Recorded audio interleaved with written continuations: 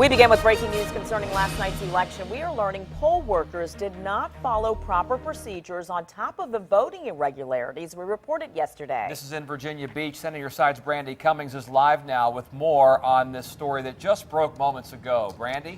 That's right, Tom, Nicole. We are just getting this information. Now, Virginia Beach poll workers just wrapping up their canvass for the day. We can tell you that at least 2 poll workers at 2 different precincts, those precinct numbers are 82 and 31, they did not follow procedure. Let me explain what that means. They left off printing a machine total to include one machine. So at the end of the night, they print totals from each of the machines at the precinct as well as a cumulative total. But in these 2 cases, in at least these 2 cases rather, there was not a total printed. Now that does mean that they will have to rerun the totals from those machines. To do that though, they have to get permission from Department of Elections Commissioner Eduardo Cortez. Now, we have been told this will not impact the election numbers. It will not impact the totals. But again, this is something we're learning that will happen this coming Friday. We did find out today though that those voting machines that were used all over Virginia Beach yesterday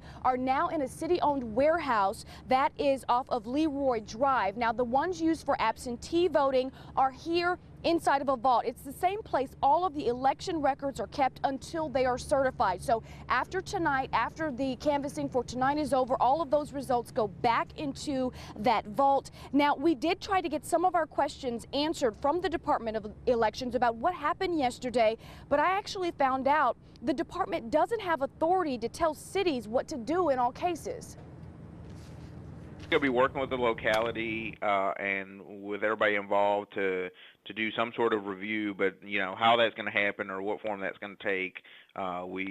There hasn't been any definitive kind of plan set in place yet. Not an investigation, but a review of the problems with the voting machines in Virginia Beach. But the Department of Elections has no idea when that'll happen. Elections are never perfect. There's always, issues that go on throughout the day, but the important part is that people react to them quickly and work to resolve them as quickly as possible so that it does not have an adverse impact on the election. Sure. Now, Commissioner, I know that you said elections are never perfect, but as far as voters are concerned, shouldn't they expect that? Oh, sure. I mean, voters should definitely expect an easy and accessible process, and we strive for that every day. We work with our local election officials to provide that to the voters. It was anything but smooth for people trying to vote yesterday. Certainly, it's disappointing, but I think the election officials worked very hard to resolve issues as they came up. Yesterday, Virginia Beach elections officials removed 32 of the 820 voting machines from precincts.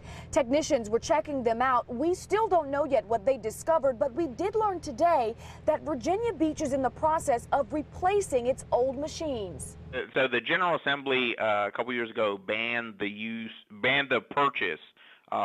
future purchase of touchscreen equipment, but they allowed existing touchscreen equipment to stay in use. And so as localities, as equipment ages and localities replace older equipment, their only option then is to go to a paper-based scanning system. So in the next election here in Virginia Beach, there could most likely be a combination of touchscreen and paper voting machines. As we mentioned in the story, there's still a lot of questions that we have, and tonight we are still waiting to hear from Virginia Beach officials. They have been working to certify results all day, so we are working tonight to get some of those questions answered, and once we do, we'll pass them on to you. For now, live in Virginia Beach, Brandi Cummings, 10 on your side.